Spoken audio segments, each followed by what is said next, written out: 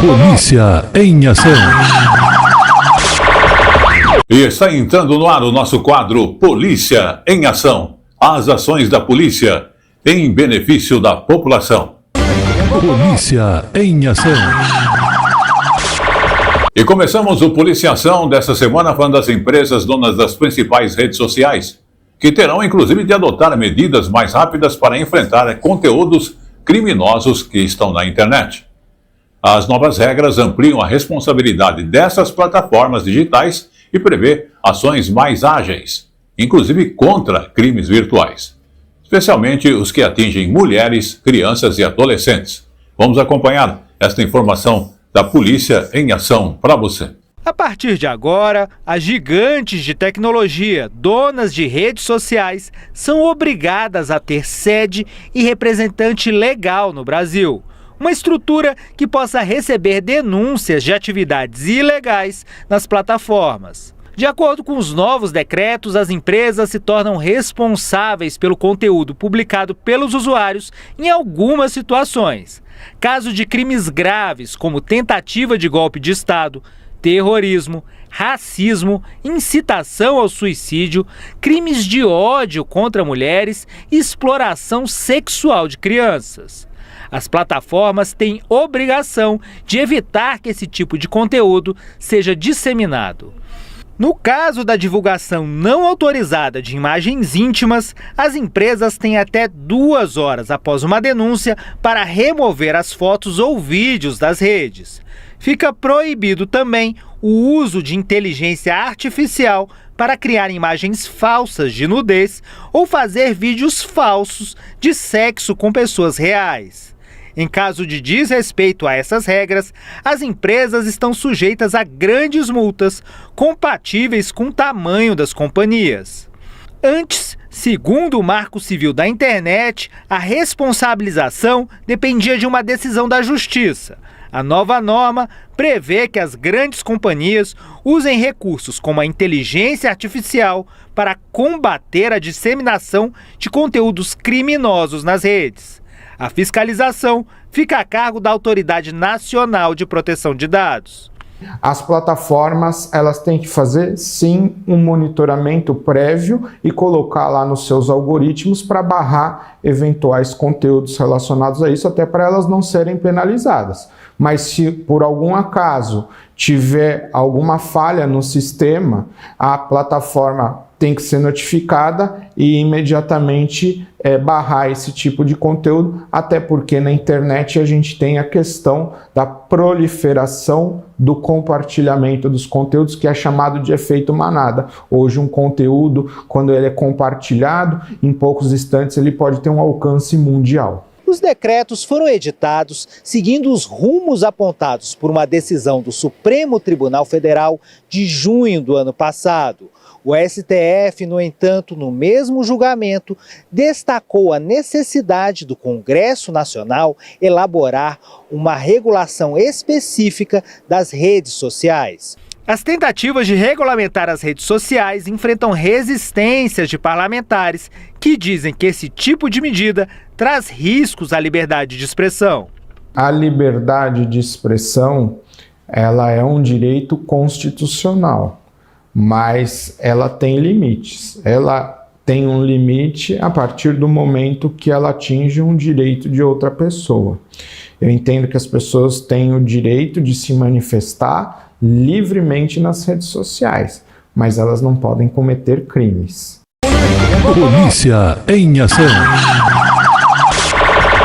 E vamos agora ao segundo caso do Polícia em Ação, falando de tubarões. Um jovem de 19 anos foi atacado por um tubarão na praia de Boa Viagem, no Recife. Esse caso aconteceu e foi na capital pernambucana, porque já havia acontecido um fato anterior em menos de 24 horas. Vamos observar mais detalhes com a reportagem feita à viva pelo Gabriel Ferreira, da TV Pernambuco, que acompanhou esse caso de perto. Eu estou ao vivo aqui no Hospital da Restauração, no centro do Recife, para onde foi trazida essa jovem de 19 anos que foi mordida por um tubarão na praia de Boa Viagem, que fica na zona sul da capital pernambucana. Esse incidente aconteceu na tarde desta segunda-feira. Vídeos que circulam pelas redes sociais mostram o momento em que a jovem é retirada da água por pessoas que estavam ali na praia.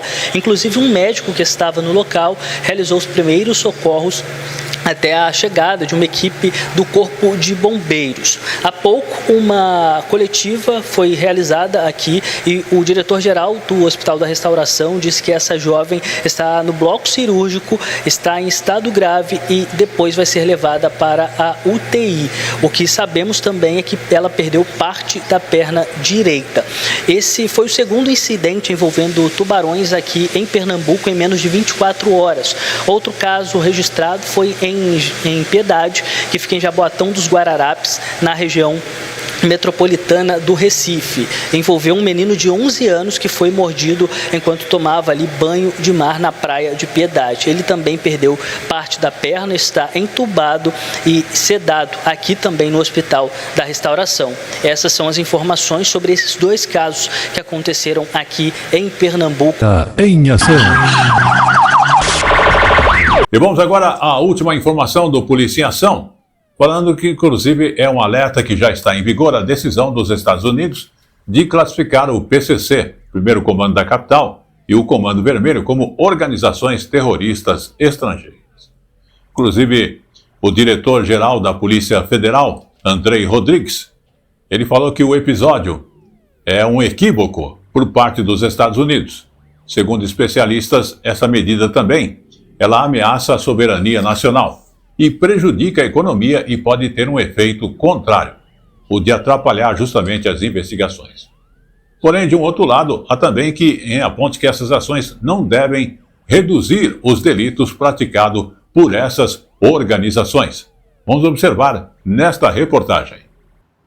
No Brasil, a classificação não tem efeito jurídico. As duas facções vão continuar sendo investigadas e processadas como organizações criminosas. Mesmo assim, empresas e pessoas podem ser punidas nos Estados Unidos por supostas relações com integrantes.